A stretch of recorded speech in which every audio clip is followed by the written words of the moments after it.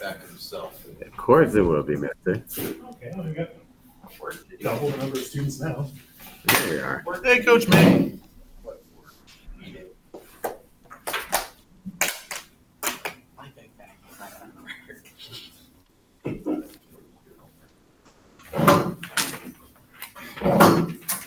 Meeting about the D-wing prep room too. Pardon? The meeting about the prep room downstairs. I swear, it's any time I actually need to get work done. And Oh, the I don't know what's I going on. could care less than this. I This is the care. second time this has happened now. I It'll need be to do fine, work I'll in live in any it either sports way. room. I need to Yeah, I want them to get rid of those stupid filing cabinets, especially the locked one that no one can use except whoever owns it. I would love to grab it. I bet no one owns it. That's why I said. All right. Well, So, I'm gonna quickly be back. okay. Yeah, go ahead. Nicki Minaj, Cardi B, from off. It's Nikki Martinello, not Nicki Minaj. Santa. What? Ain't no Auto. That's the analogy you could use. Hey, Coach Ming, can you hear me? Yep, I can hear you fine. Perfect. We have a really small turnout today. I'm not sure what's going on, Yeah, no worries. I think but either we may as well get started. not people have heard. I mean, I did have it in the Discord for the last week as well.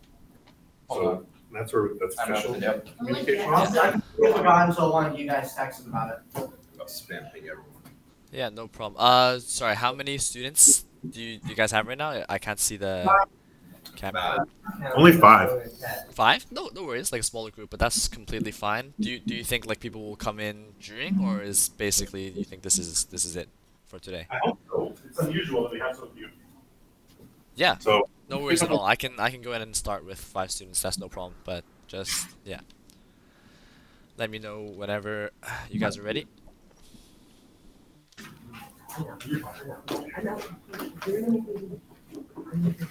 Yes.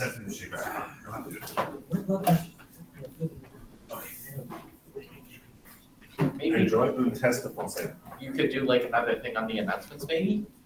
I don't do them. The office does. I don't really want to do another one right now. They will post in Discord. Ping everybody. Yeah. I mean, we record all the sessions, so it's okay if you just wanted to share the video on Discord afterwards as well. Yeah. If Good point. nothing Good point. else, Yeah.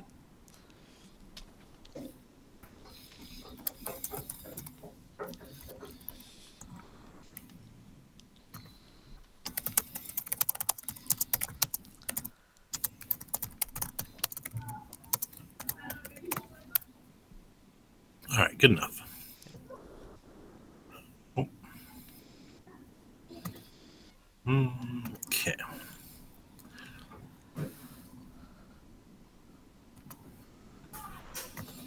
All right. Go for it. Okay, sounds good.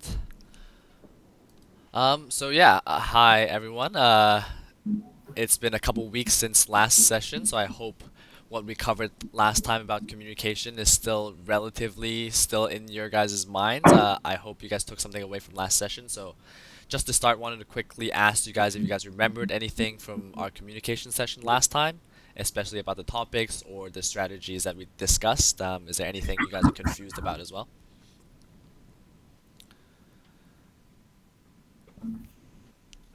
The quick and short. Oh yeah. Quick and short. Yeah. That's a good one. One I've been making sure to do a lot in Arc Raiders is mirroring. Yeah. That's so handy. About time. Like somebody calls out Raiders over there. It's like boom, Raiders over there. Yeah. Well, you worked it. For sure. That one is important, yeah. Yeah, I mean, I think hopefully you guys all took something out of it, especially the mirroring strategy. I find it helps in my own gameplay as well, and the other players I worked with. So glad you guys still remember. But yeah, I mean, a big thing about communicating is communicating proactively and understanding ourselves, but also the dynamics of the team through proactive communication. So one thing I always remind people is not to communicate after something has went wrong, but being more proactive and thinking about what we can say and what we can plan ahead of time, like just to remind ourselves or also our teammates as well. And I want you guys to remember that being effective communicators is the crucial step towards having an overall cohesive team environment where everyone understands what's going on and also working to get better.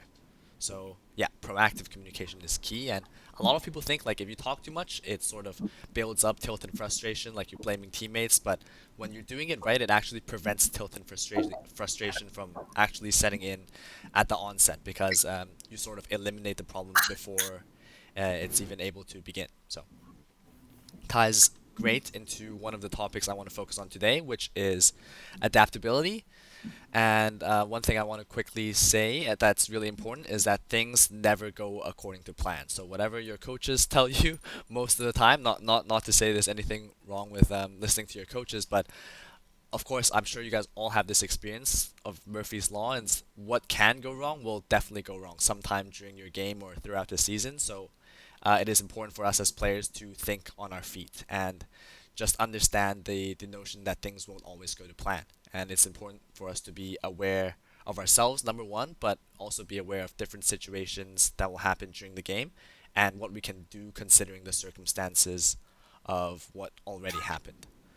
So one thing that'll help us with this is, like we've mentioned previously, maintaining our composure. So I want you guys to think back to what we've practiced about breathing and confirming and mirroring. These are the things that we can fall back on when things do go wrong, but we can use them to minimize how much our own mindset is affected and also how much the team is affected within the game as well.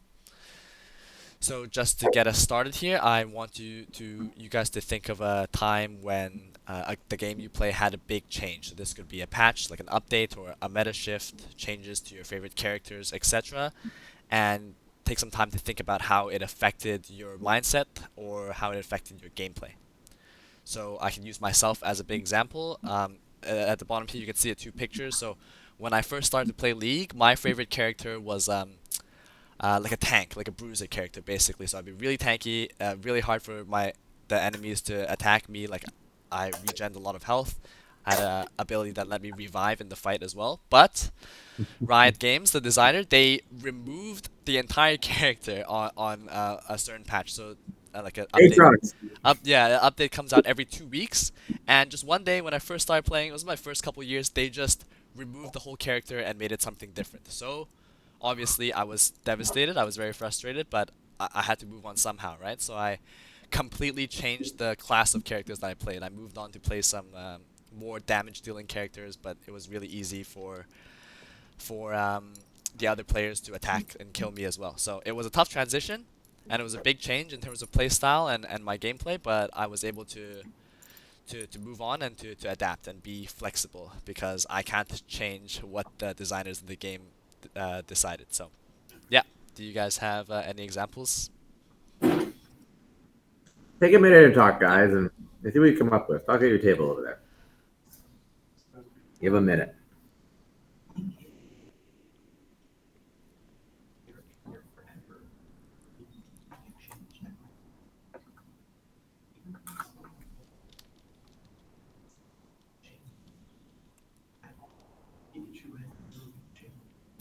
The meta shift could even be like your own group versus like when you fought against the CSS. Like that's a shift in the meta in terms of like you're now fighting like an entirely different skill set of players, right?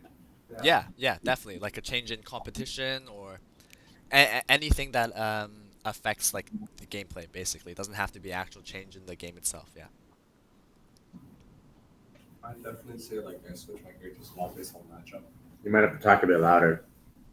I definitely say I change my character a lot depending on matchup. Like for example, if I'm playing against a close-up brawler, I might pick up a sword fighter, which has more range, and be able to like, base around the brawler's attacks and stuff. Or if I have a character without projectile going in, I'd make sure my character has reflector so that he has to worry about his own projectiles too. Yeah, for sure. Picking based on your matchup, that's a good one, and you have to go through a process of like learning the matchup itself and what characters are good into what, right?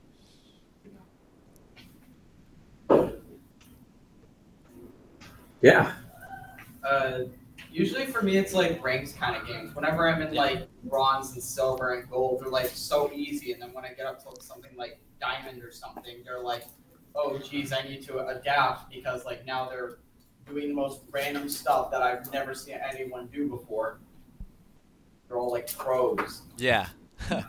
Yeah, exactly. This is a big thing, like you mentioned, especially for like games with a competitive aspect, like competitive ladder. It's like you get to a certain plateau point and you feel like all the players around you play completely differently, or they do something you've never seen before. That's definitely a struggle as well.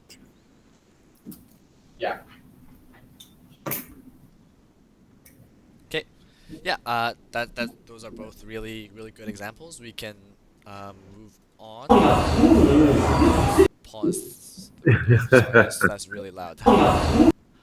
Yeah. So why is being adaptable important? So let me start with what my main components that I consider to be crucial to being an adaptable player. Number one is playing with intensity.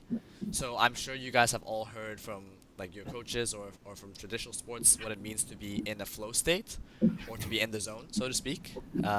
I can't see your hands, but have you guys like maybe nod to Chris if you guys have heard of that before? Yeah, we've heard of that. Yeah? So yeah, like a lot of people think being in the zone just means you're not making any mistakes. Like in basketball, you're making every shot, you're doing everything perfectly. But for me, being in the zone subjectively, it sort of feels like you're just hyper aware of everything that's going on around you. One of my old coaches used to tell me you feel like you're gripping the mouse or like holding the controller better than if you were not in the zone. So a lot of that is about information. I just got one test. Sorry. So a lot of that is about gathering information and processing, focusing on what you see on your screen in real time. So the video is basically a video of like one of the best League of Legends players, how he uses his time to gather information on the screen. It might seem a little bit confusing, but I'm just going to play this 10-second clip so you have an idea of what I'm talking about.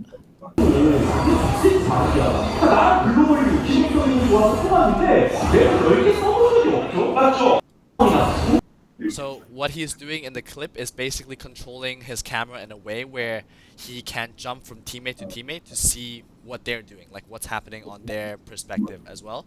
So that's what I mean. I've mentioned this before too about information processing and gathering. It's going to be different in different games, but the important part is to be adaptable and to respond well to challenging situations. You have to have an idea of what's going on, and it's important to do that proactively and as often as possible to make sure you're not caught off guard as much or as often.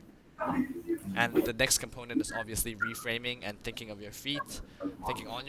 When something challenging happens, our natural instinct is first to be frustrated and also think about the why, like, oh, why did that just happen? But it's crucial to move on and think about, oh, what we can do after given the situation, because we can't change the past and we gotta focus on accepting mistakes and learning from the challenge.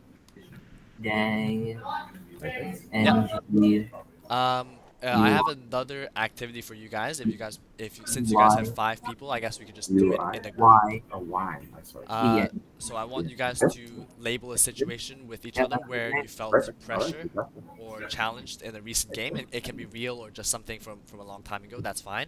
And then one of your group mates can identify like a adjustment or like a response to the situation that would be helpful, and also solution focused, like not blaming your teammates, not thinking about what went wrong, but instead focusing on what we can do to adjust and move on from that point. Guys.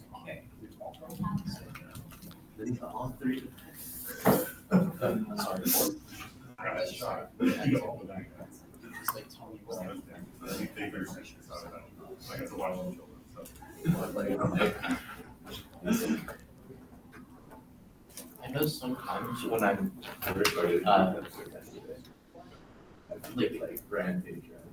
both of us have one stocks and we're really low, like, or high on percentile or whatever. Yeah. That feels really stressful because then I have to walk even harder than I already am to try and win. Use that. Yeah. But usually whenever I'm fighting someone a little bit sweaty, sometimes I think he themselves. He's a big push for me. If he goes on Fortnite, he's either like I can just beat him every day, or he is locked in and I can barely even get it. I'm still letting his friend with you. I guess most of the time it's just Nick. It's not because he's playing, it's because how he plays. Like every time I enter in the match, he plays in a completely different way. Like sometimes he would run in, sometimes he would sit back and like shoot projectiles. Sometimes he would just choose to do nothing, wait for your opponent to walk in. What was the time you felt? All right, you guys had a bit of a discussion. Sorry, I couldn't really hear them that well, but I did hear some good thoughts about how. You guys have anything you'd like to share then? Yeah, what you got, Mahat? I probably get stressed out the most whenever I play.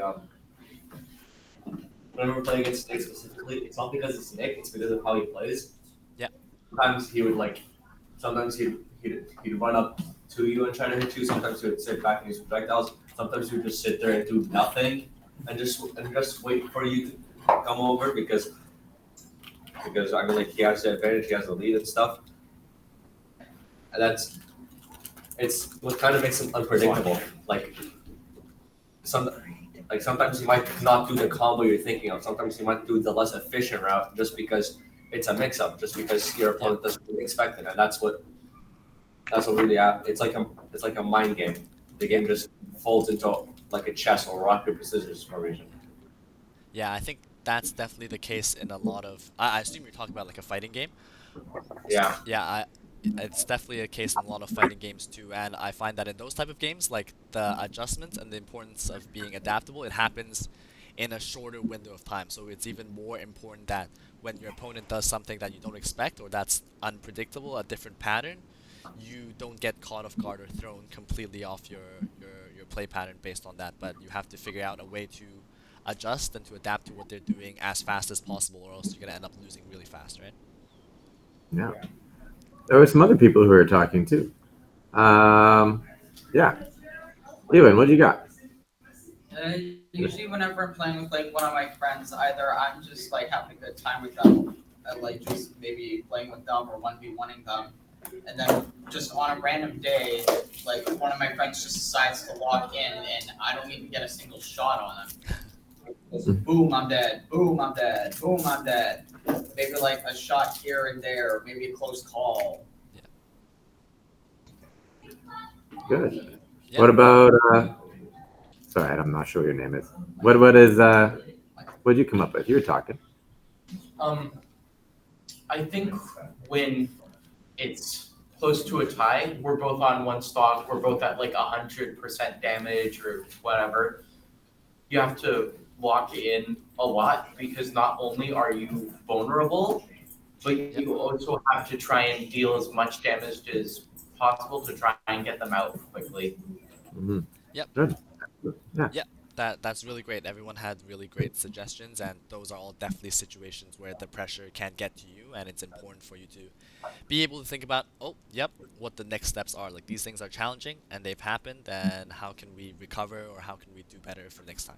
So, let's quickly move on. Since we have a small group here, let's get the coaches involved. So, Chris, I'm not sure if you're the only one around, or if there are other coaches, but I would like you to please, if you can, call out a common difficult situation in whatever, like your game of choice.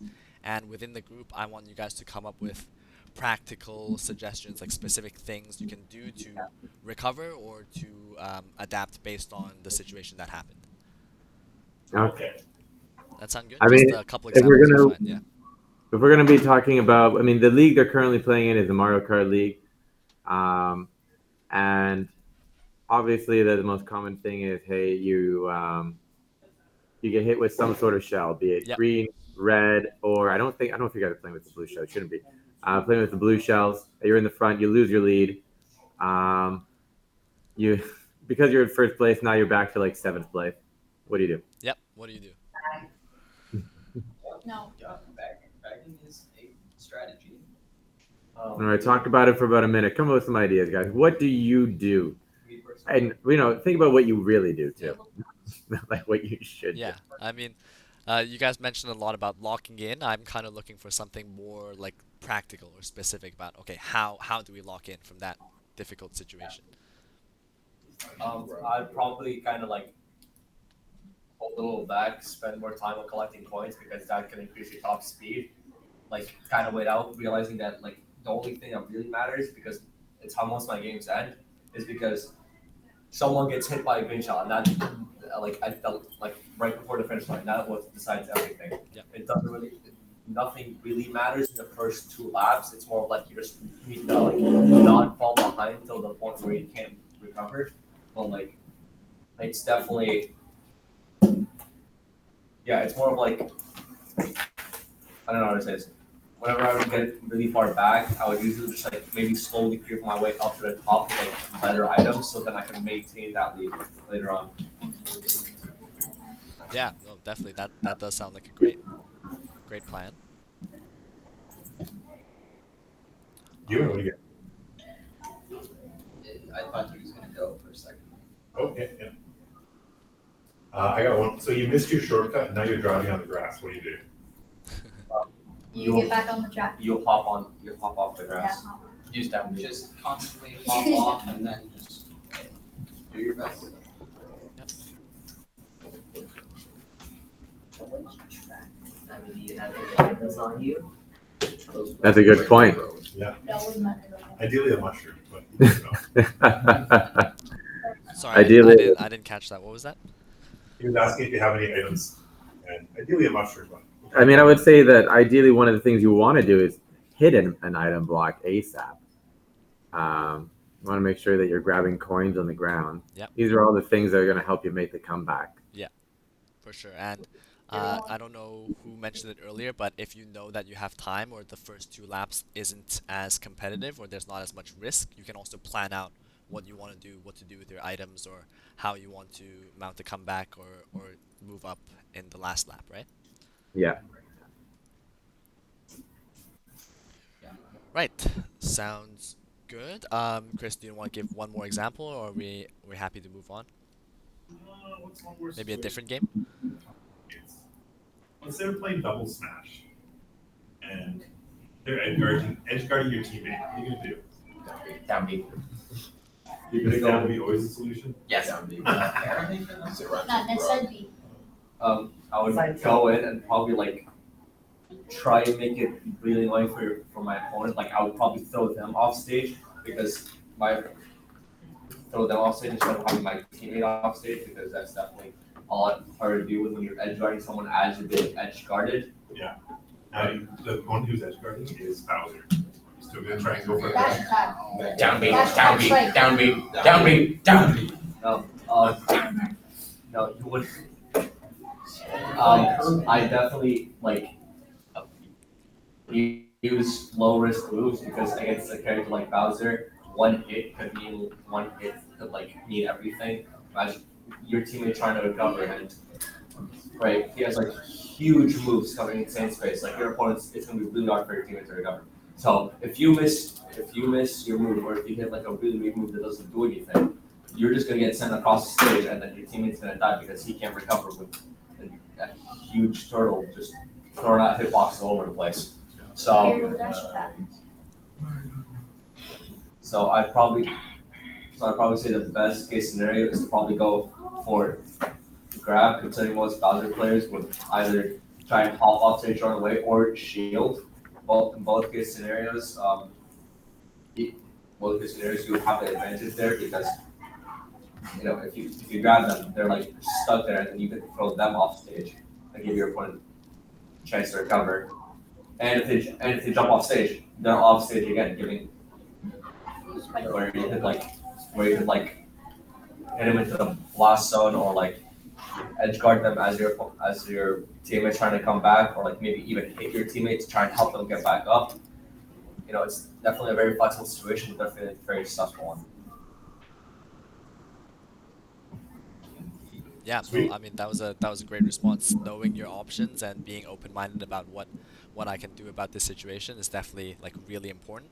And yeah, those are all really great. And just a few things I want you guys to consider when you guys play your next game or practice is the first thing is focusing on a next play mentality. So instead of asking why it happened, change your perspective a little bit to what can I do about it now, which it sounds like you guys all get the hang of really good. And I also want you guys to recognize that, of course, when stuff doesn't go according to plan, when you lose or when you get beat or when something you feel like you messed up, tilt and frustration are just natural, right? Like they always will creep in. But I want you guys to think about saving that for the review or saving that after the match is finished. In the moment, it is important to keep in mind what we can do to solve the game or at least recover as much as you can from that point. But I'm sure you guys know this. It's not possible to win every game. Like sometimes you guys fall behind or something bad happens and you just lose. But the mindset I always like to talk about with my players is just making the other guy work for it. Like even though you might be really far behind or something really bad happened, you made a big mistake, it doesn't matter. Just do as much as you can to recover from that point and not give away a free win. So that's a big part about being adaptable as well. Like knowing that you can't win every game, but still trying your best to make it as difficult for your opponent as possible. And the next thing is flexibility. So you guys mentioned this previously too. I want you guys for your next practice to experiment with either a new character or a new strategy, a new matchup that you haven't practiced or haven't tried as much before. And this will help you stay open-minded about different approaches to the game that might be outside your comfort zone. And if you guys continue practicing like this, it'll also help you when you do see a matchup or see a situation where you're uncomfortable with in the future as well. Yep, and the last thing, just to recap, in the moment, it's really easy to blame things outside of our control and not be able to focus on what's at hand. But if we shift the focus to what we can do from this point to influence the situation, we also set ourselves up to learn from every mistake and every setback and every challenge we see in the game. So.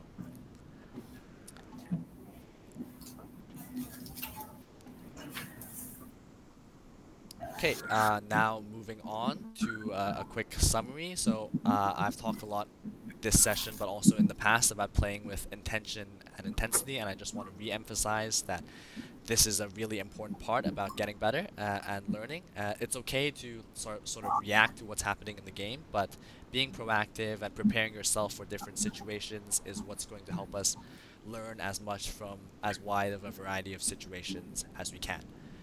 And also, being adaptable also means to build upon our foundations, so maintaining our self-awareness through the breathing exercises that we've covered, but also communicating effectively. And this way, when we adapt to challenges or when we try to figure out what we can do, it becomes more natural and not forced.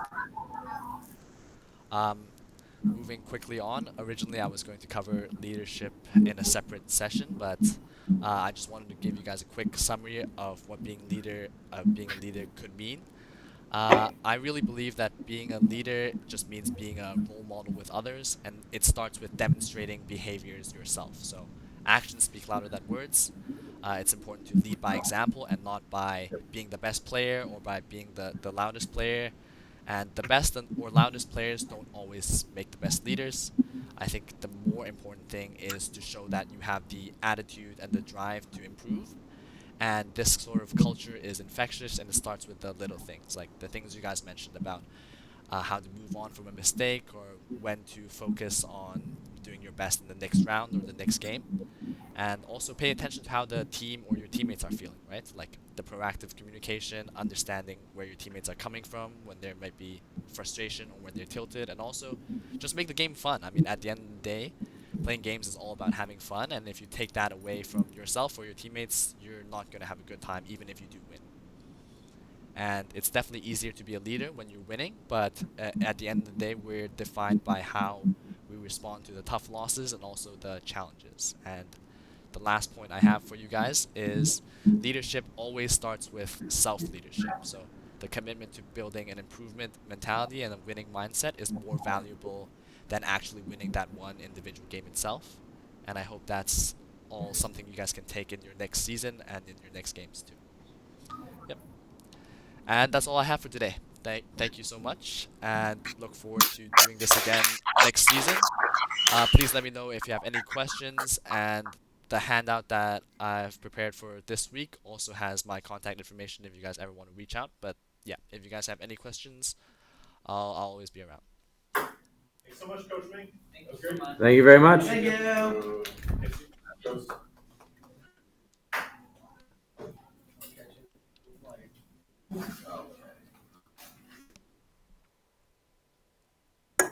Right, thanks. Yeah, I mean, if there's any questions for me now, I can go ahead and we can stay on for a couple minutes. But if you guys have to run, that's fine too. Any questions before I wrap up? No? All right. Let's hear it one more time for Coach Ming. Thanks so much for coaching. Thanks, guys. All right. We'll catch you later. Thanks.